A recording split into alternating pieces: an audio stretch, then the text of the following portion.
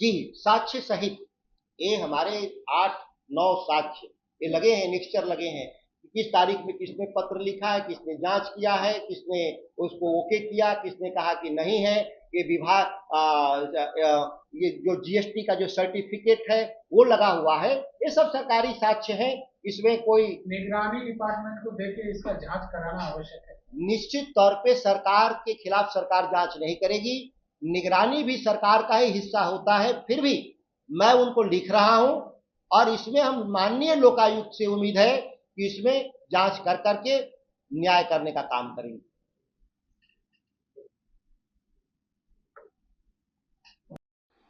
आज महत्वपूर्ण press conference के माध्यम से मैं बताना चाहता हूं कि बिहार में डबल इंजन की जो सरकार है नीतीश कुमार वाली, इसमें कोई ऐसा विभाग नहीं जो भ्रष्टाचार के आतंक में न डूबा।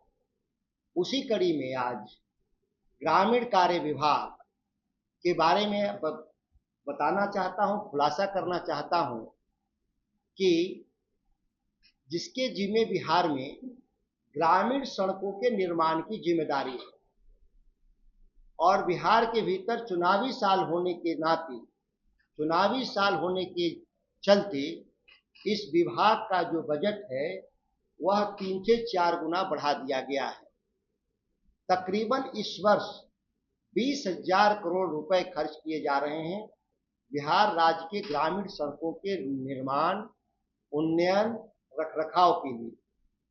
सबसे आश्चर्यजनक बात यह है, यह 20,000 करोड़ रुपए की परियोजनाओं में जिस तरीके से भ्रष्टाचार को डिजाइन किया गया है संस्थागत रूप से, 10,000 करोड़ से ज्यादा रकम राजनेताओं, प्रधान सचिव दीपक सिंह, अभियंता प्रमुख भागवत राम सहित बिहार के निचले अधिकारियों ठेकेदारों द्वारा 10,000 करोड़ रुपए लूट लिए जाएंगे, जिसका मैं साक्ष्य के साथ इस बात को रखना चाहता हूं कि किस तरीके से इन लोगों ने जो तैयार किया है लूट का तंत्र, उसको हम संक्षेप में बताना चाहते हैं। बिहार में जो ग्रामीण सड़कों का निर्माण या रखरखाव हो रहा था, तो यह परियोजना के आधार पर होता था, एक यूनिट के आधार पर होता था कि किसी गांव में एक सड़क बनानी हो तो एक यूनिट माना जाता था और उस यूनिट के आधार पर टेंडर निकाला जाता था।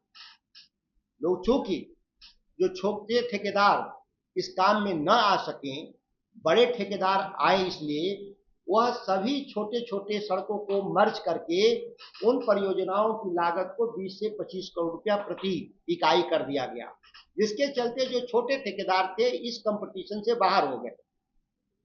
दूसरी बात, जब 20 से 25 करोड़ की परियोजनाओं में टेंडर डालने की बारी आई, उसमें फर्जी अनुभव, एनुअल टर्नओवर जो उसका सबसे जरूरी तत्व है, एनुअल टर्नओवर फर्जी तरीके से संवेदकों के द्वारा, ठेकेदारों के द्वारा लगाया जा रहा है पूरे बिहार में। यह अभियंता प्रमुख, सहायक अभियंता, कनीय अभियंता, कार्यपालक अभियंता,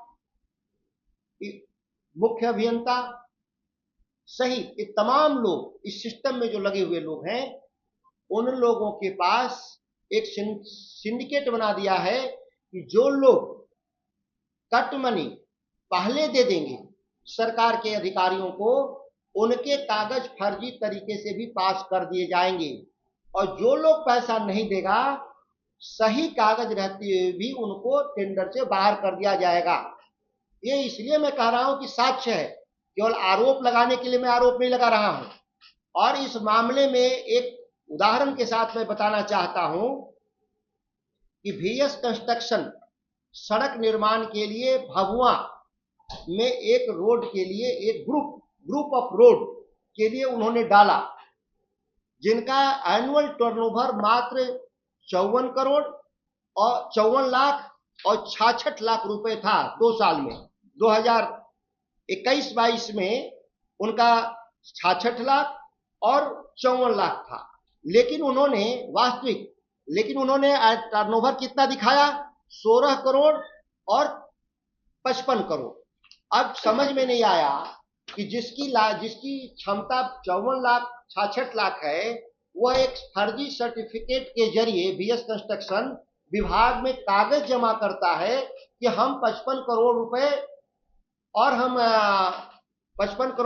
और 16 करोड़ रुपए का हम काम किए हैं, जबकि यह टर्नओवर का जांचने का एक ही तरीका है कि उन्होंने जीएसटी कितना भरा।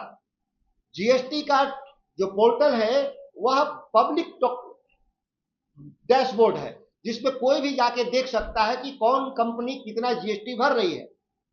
जब विभाग के पदाधिकारी कार्यपालक अभियंता के सामने जब साक्ष्य था सरकार का, तो एक लिखित दस्तावेज जो फर्जी था उसके आधार पर उन्होंने टेंडर पास करने का काम किया।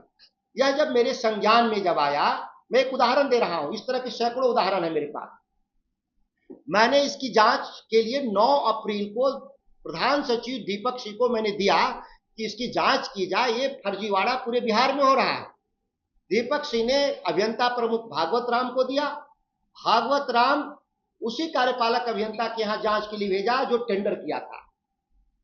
जांच के बाद वही कार्यपालक अभियंता साक्ष्य सहित बताता है कि जो एनुअल टर्नओवर कंपनी के लिए दिया गया है, जिसको पहले वो सही कहा था, उसको कह रहा है कि गलत हुआ है। अपनी गलती स्वीकार कर लेता है कार्यपालक अभियंता जांच में, दोबारा जांच में। लेकिन अभियंता प्रमुख संतुष्ट नहीं होते उसके जांच से, क्योंकि वो पहले ही से तय था कि उस ठेकेदार को काम देना है। ये पहले ही ये लोग 5 से 10% योजनाओं में तय कर लिए हैं। जो जमा कर रहा है उनके लिए नियमों को कैसे तोड़ा जा रहा है। अभियंता प्रमुख ने दोबारा जांच का आदेश सुपरिटेंडिंग इंजीनियर को देता है। सुपरिटेंडिंग इंजीनियर को आदेश देता है इस आलोक में कि उसी सीओ जो फर्जी सर्टिफिकेट सीओ दिया है उसी से जांच कराया जाता है। तो कोई भी व्यक्ति जो फर्जी कागज बनाएगा, वह व्यक्ति कैसे कहेगा कि हम गलत बनाएंगे। तो वही चार्टर्ड अकाउंटेंट कहता है कि नहीं, कागज मेरा सही है और सरकार में जो कागज जमा है उसके बारे में मुझे कुछ नहीं कहना। तो सरकार के द्वारा जो कागज है उसको नहीं मानना और एक चार्टर्ड अकाउंटेंट के कागज के आधार पे उस कंपनी को काम देना, यह एक कार्टेल साबित करता है कि इसमें प्रधान सचिव, अभियंता प्रमुख, मुख्य अभियंता, superintending engineer. Shyam steel flexi strong TMT बार, ये स्ट्रॉन्ग के साथ फ्लेक्सिबल भी है। आपदा मुसीबत कोई भी आए, ये घर को अटूट बनाए। जब टीएमटी फ्लेक्सी स्ट्रॉन्ग, तो घर रहे हमेशा के लिए स्ट्रॉन्ग। ये स्टाइल का मामला है। रूपा फ्रंटलाइन।